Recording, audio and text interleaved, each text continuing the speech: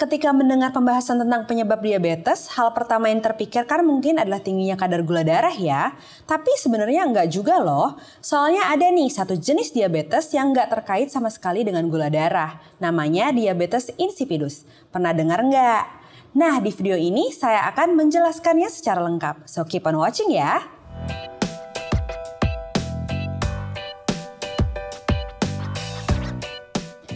Halo, saya Dr. Renata dari Halo Dokter. Walau namanya sama-sama diabetes, tapi diabetes insipidus dengan diabetes mellitus atau penyakit gula itu sebenarnya jauh berbeda loh. Proses munculnya kondisi ini juga nggak berkaitan dengan pola makan atau gaya hidup seperti diabetes mellitus pada umumnya. Diabetes insipidus terjadi ketika hormon antidiuretik atau ADH, yaitu hormon yang membantu mengatur pengeluaran cairan mengalami gangguan. Sehingga produksi urin menjadi berlebihan. Nah, akibatnya penderita diabetes insipidus jadi lebih sering buang air kecil dalam jumlah yang banyak. Gangguan hormon ini bisa disebabkan oleh kelainan genetik, tumor otak, infeksi otak, penyakit ginjal kronis, atau karena efek samping obat-obatan tertentu. Dibandingkan dengan diabetes mellitus, diabetes insipidus merupakan penyakit yang cukup jarang terjadi. Penyakit ini diperkirakan hanya terjadi pada 1 dari 25.000 orang. Emang gejala diabetes insipidus ini apa sih dok? Pertanyaan yang bagus nih. Ada beberapa gejala yang akan dialami oleh penderita diabetes insipidus.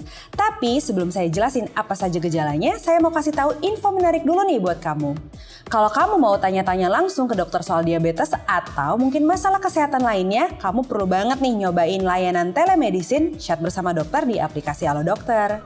Bukan cuma praktis, di aplikasi ini ada banyak dokter yang bisa kamu ajak konsultasi. Mulai dari dokter umum, dokter spesialis, sampai psikolog juga ada.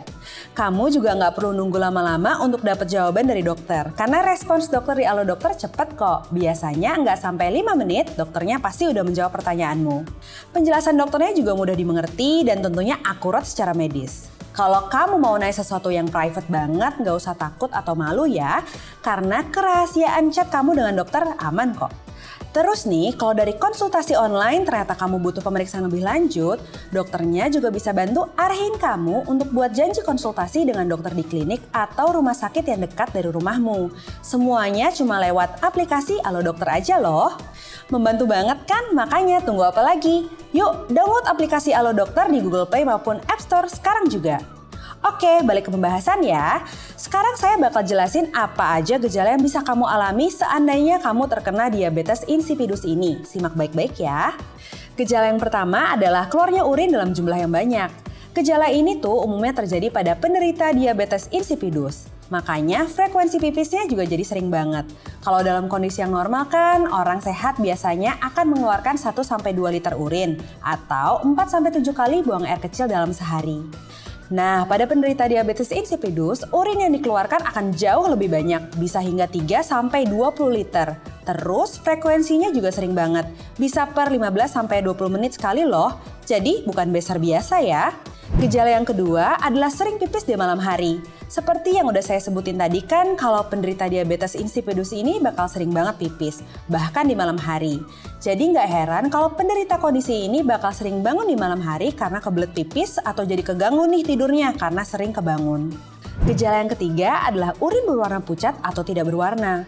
Bukannya bagus dok kalau urin warnanya bening atau pucat. Memang benar warna urin yang bening kadang menjadi penanda kalau seseorang minumnya cukup.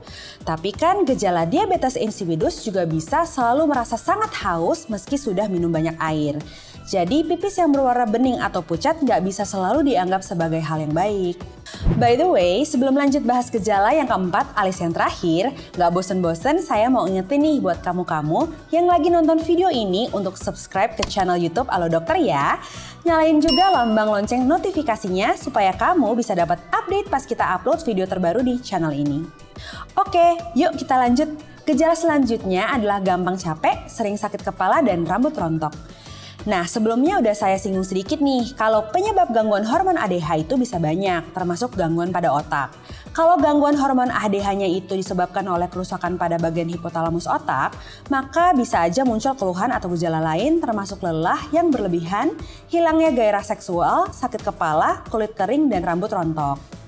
Oh iya, penyakit diabetes insipidus ini nggak cuma dialami orang dewasa aja loh, anak dan bayi juga bisa aja ngalami kondisi ini. Kalau terjadi pada bayi, selain sering dan banyak pipis, bisa juga muncul gejala lain seperti rewel dan gampang nangis, pertumbuhannya terlihat lambat, hipotermia atau peningkatan suhu tubuh anak, dan berat badan berkurang. Kalau kamu atau ada anggota keluargamu yang mengeluhkan gejala-gejala yang udah saya sebutin tadi, coba deh periksakan ke dokter ya. Kalau di rumah sakit biasanya untuk menangani pasien diabetes insipidus, dokter akan melakukan serangkaian pemeriksaan seperti tes urin, tes darah, tes hormon antidiuretik, terus bisa juga menyarankan MRI jika diperlukan. Untuk pengobatannya, dokter akan memberi obat-obatan yang bisa meredakan gejala akibat insipidus ini. Kemudian untuk mengatasinya secara spesifik akan disesuaikan dengan penyebab dan belum tentu sama di tiap pasien. Nah, segitu dulu informasi yang saya berikan kali ini. Jadi udah pada tahu kan kalau ternyata nggak semua jenis diabetes terkait dengan gula darah. Terima kasih sudah menonton video ini dan semoga bermanfaat untuk kamu semua ya. Oh iya, jangan lupa untuk subscribe, like, dan komen video ini ya. Kalau kamu punya topik lain yang mau dibahas di YouTube Alo Dokter, langsung aja tulis di kolom komentar. Hidup sehat bersama Alo Dokter.